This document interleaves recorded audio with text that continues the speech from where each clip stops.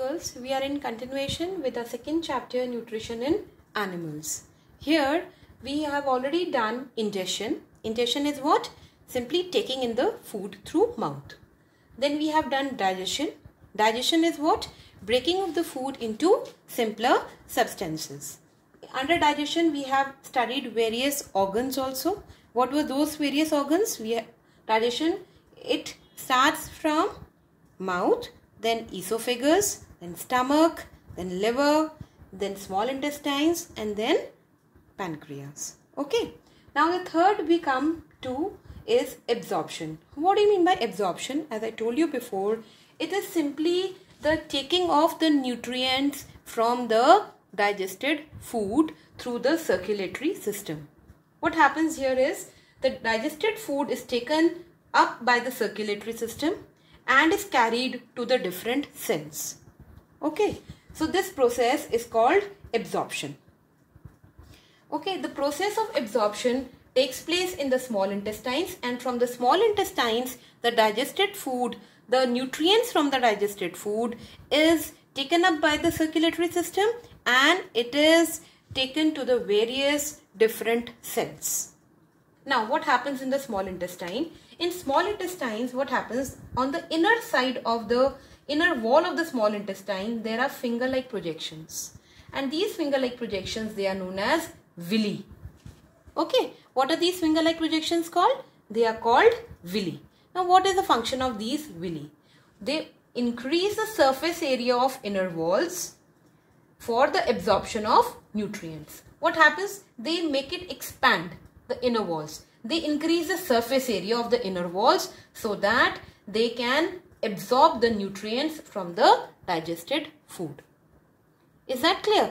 And then those nutrients, they are taken up by the circulatory system and they are carried to the different cells. Is that clear? What is absorption? Now the next step we come to is assimilation. Okay, what is assimilation? Now we know that the digested food has been taken to the different cells. The nutrients from that digested food have been taken to the different cells. Now these cells take those nutrients from the digested food and they use those nutrients for the different activities. And this process is known as assimilation. Assimilation takes place in the various cells because now those nutrients, that digested food has reached to the various cells.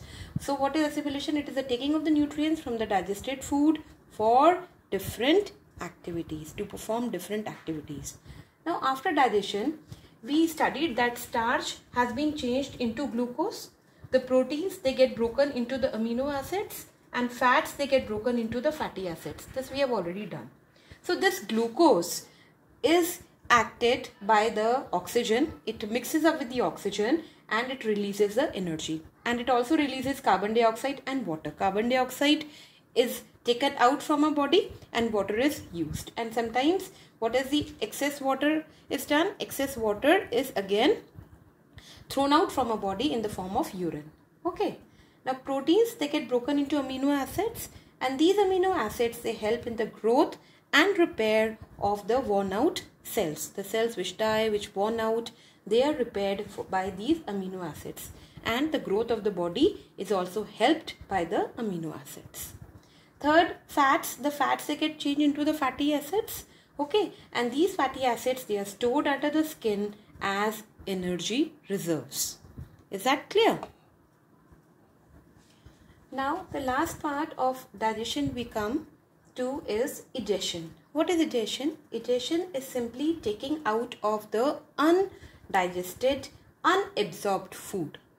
Okay, so this is a process through which the undigested or the unabsorbed food is taken out from our body. The undigested food, it goes into the large intestine. Okay, and in the large intestine there is a part called colon. Here what happens? Still some absorption of water and the salt which is present in this undigested food, it takes place. Most of the digestion has taken place, most of the nutrients have been taken out from the food. But still what happens when it reaches to the large intestine, there is a place called colon. It is a part of large intestine and here the absorption of some water and some salt which are still left in the undigested food, it takes place. Okay. From the colon, then it goes to the another part of large intestine called rectum. These two are the parts of large intestine only. What happens in rectum? In rectum, this undigested food gets stored and then it is taken out through anus from our body. Okay, so with this we complete the digestion or the nutrition in human beings. We have done how the food is taken and digested, that is called nutrition, how nutrition takes place in amoeba. We have done the nutrition in hydra, and third we have done nutrition in human beings. Now we come to the nutrition or digestion in ruminants. Now what are ruminants?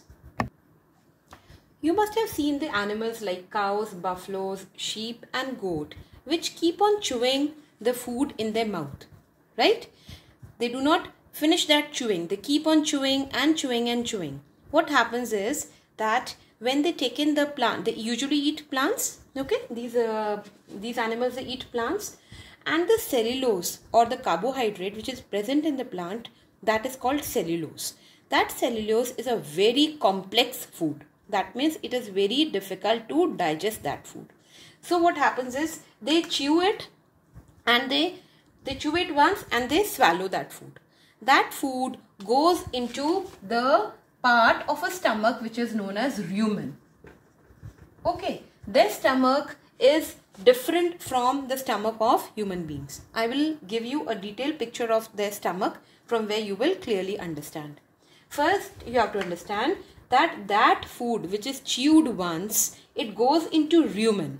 Okay, there some of the digestion takes place, and from rumen it comes back to their mouth and they chew it again, right? And this continuously chewing, the animals which follow this process of continuously chewing are called ruminants. What are they called? Ruminants.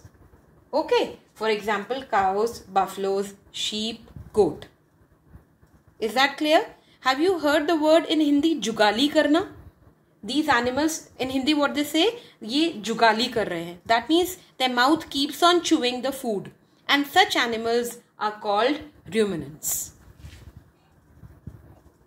And the process of chewing the food again and again is known as rumination. Okay, now let me explain you how the rumination takes place. First, let me explain you the parts of the stomach. There is a mouth. For example, we take a cow. Cow is having a mouth, and then there is a food pipe called esophagus. It is same as human beings. The stomach of the mouth of the cow is divided into 4 parts. Now what are those 4 important parts? First part is here, it is reticulum, this part, and this part is rumen, this part is omasum, and the lower part is abomasum. These are the 4 parts of the stomach which makes it different from the stomach of the human beings. Okay, what are the 4 parts? Let's repeat them again. Reticulum, rumen, omasum and abomasum, right? And then we have the small intestines and then the large intestine. Okay, so now what happens? When a cow eats food, it goes into the mouth. In mouth, the saliva is there and the saliva helps in the breaking of the food. And then it goes. And after the mouth, it goes into rumen. From the mouth through esophagus, it is going directly into rumen, this part, where the microorganisms are present and they help in the breaking of the cellulose. Cellulose is, I'm telling you again, it is a complex carbohydrate which is present in the plants. So there the microorganisms, they will break the cellulose. Okay, first thing happens there. Then in this reticulum and rumen, both the things, in both the parts of the stomach, what happens? The food which has been broken down a bit by the saliva and by the microorganisms, there the separation of the food takes place into liquid and the solid part. It is already mixed with the saliva. Okay, so there is some liquid in it. So that separation takes place between the liquid part and the solid part. Liquid part, it comes out and the solid part remains. The solid part is known as cud. What is it called? Cud or bolus. It is a soft bolus or cud. It is a soft solid part which goes back into the mouth. It goes back into the mouth for chewing it again. Is that clear? Then it is chewed again. In the food is chewed. Then what happens? It comes now into omesum. Okay, it comes here in the omesum where it is broken down in omesum into the simpler compounds, and then it reaches to abomesum here. From omesum it reaches to abomesum, and the digestive juices are secreted in this chamber in abomesum, which help in the fully digestion of the food. Is that clear? Now this fully digested food then moves to the small intestine for the absorption of the nutrients, as it was taking place in human beings also. And from the small intestine, whatever the undigested food is left, it passes to the large intestine. And from large intestine, it goes out of the body of the animal. This is how the digestion in the ruminants takes place. Okay, from the food is taken in the mouth. In mouth it is getting mixed with the saliva, and from the mouth it is going through esophagus to the rumen. In rumen, the microorganisms, they break the cellulose, and then in rumen and reticulum, that food is divided into two parts, the liquid part and the solid part. The solid part is known as the cud or the bolus, and it is taken back to the mouth for chewing it again. Now after that it goes into omesum, where the breakdown of the food of that chewed food takes place, and then it goes into abomesum, where the digestive juices are there and they further help in the digestion of the food. And from here it goes to the small intestine, and from there, after the absorption of the nutrient, it goes to the large intestine, from where the undigested food is taken out. Is that clear? So it is basically the stomach which is different from the human beings. Right? Now with this we come to end of this chapter, and I will be sending you pictures of the exercise that you have to do, like the fill in the blanks or true and false or match the followings, answer in one word each, in the book only. If you have the book, do it there. Otherwise, just keep a record of that so that when you buy a book, you can do in the book only. Only the short answers and the long answers you will be doing in the copy. And I will be sending you the short answers also today. Okay.